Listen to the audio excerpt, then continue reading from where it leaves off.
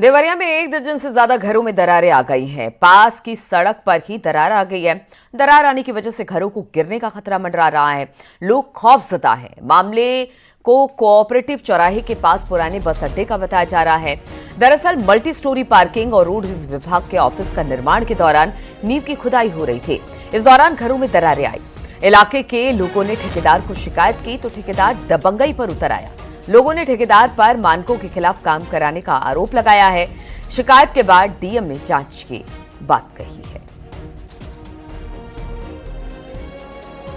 जी, पहले तो फर्स्ट मेरी मकान है जिसकी नाली और सड़क टूट के गिर गई है और मकान गिरने के कगार पर आ गया। 12-13 मकान हैं जिस पर दरारें आ चुकी हैं और ये सब संकट बना हुआ है कि कब मकान गिर जाए। ये लोग ठेकेदार के आदमी लोग उस पर कोई कार्रवाई नहीं कर रहे हैं, लोग ना उसको सुरक्षित करने का उपाय कर रहे हैं लोग। क्या कैसे हुआ, दरार कैसे आई? ये इनके खुदाई से, ये मानक के अनुसार काम नहीं कर रहे लोग। मानक के अनुसार 3 मीटर छोड़ के खुदाई करनी चाहिए, जो ये लोग मकान से सटा कर खुदाई कर रहे हैं जिससे मकान गिरने के कगार पर आ गई हैं। देखिए, जनपद देवरिया में पुराने बस स्टैंड पे एक मल्टी लेवल पार्किंग बनाया जा रहा है। यूपीपीसीएल के द्वारा ये कार्य किया जा रहा है। कार्यदायी संस्था यूपीपीसीएल है।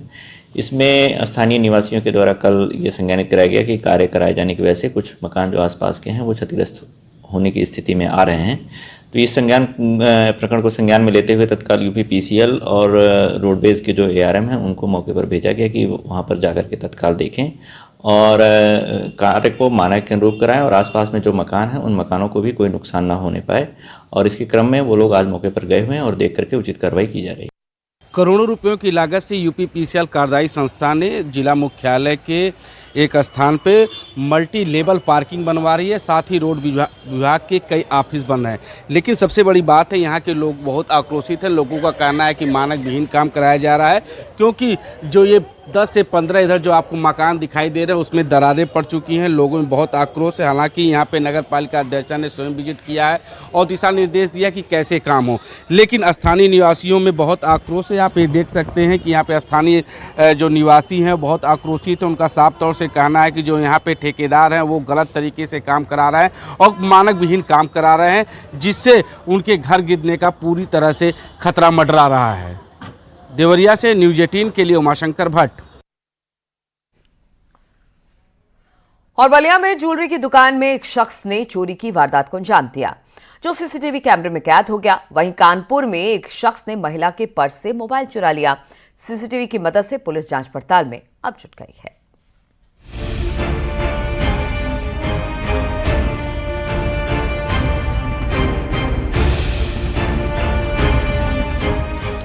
एक ज्वेलरी की दुकान में महिला दुकानदार होती है। मौका पाते ही एक शख्स दुकान में आया और उससे गहने दिखाने के लिए कहने लगा।